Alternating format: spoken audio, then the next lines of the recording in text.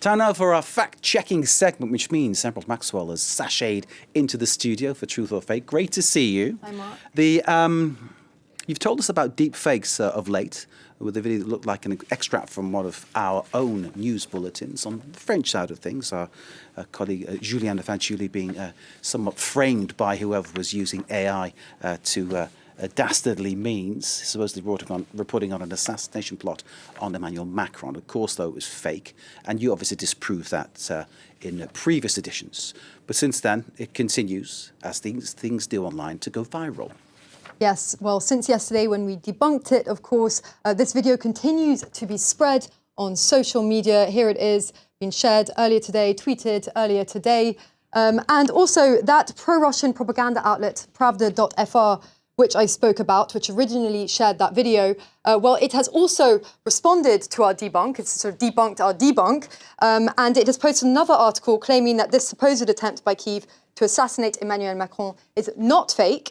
It says, journalists from France 24 described the plot as false and stressed they had never published such a video, before interviewing a supposed political expert who cast doubt on our assertion as well. All in all, proving just how stubborn fake news and deep fakes can be to fact-checking, Mark. So tell us again how this technology works, because what they did with Julien's performance, shall we say, they made it look rather convincing, but there were things that gave away, weren't there, Emerald, that it wasn't Julien saying the words that had been placed into his mouth using AI. Yes, indeed. And here, like our colleague Julien here, what deepfakes does is use artificial intelligence to imitate someone's voice or image, making it possible to create a video or track or audio track of anyone to make them say anything at all. The more footage of someone there is out there, the better the quality of the deepfake will be, because it has more material to learn from. Other recent examples include a deepfake of Joe Biden's voice, which sounds very authentic. Let's have a quick listen to it. We know the value of voting Democratic when our votes count. It's important that you save your vote for the November election.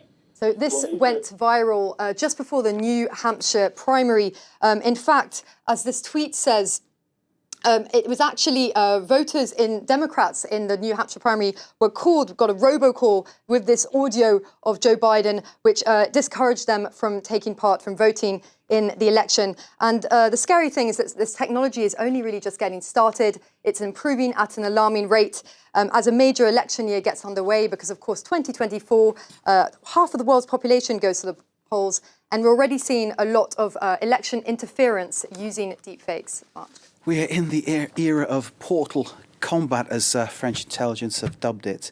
Deepfakes, as you said, cropping up almost everywhere and recently used in the elections in Pakistan. Tell us more on that.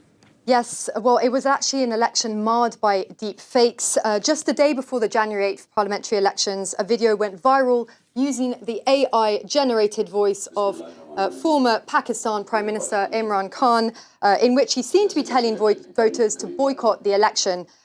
Subsequently, more such fake videos and audio clips of other people from his party also made their way onto social media, all with the same message, spreading a lot of confusion at crunch time in the election, an already tense election, I should say.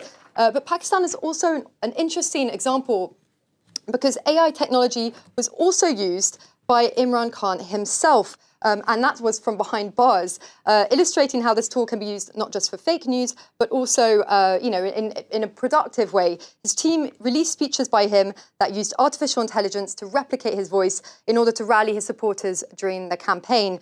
Imran Khan also used AI to proclaim victory in the election, which, after candidates affiliated with his party, won the largest number of parliamentary seats. So ahead of the Indian and Russian and US elections this year, I'd just like to say that we should really not take things at face value. And if it seems doubtful, it's worth double checking, because the deepfake era is well and truly upon us, Mark. Okay, and we await the forthcoming response from Pravda to this Truth or Fake edition. Emerald, thank you very much indeed for giving us the debunk on that.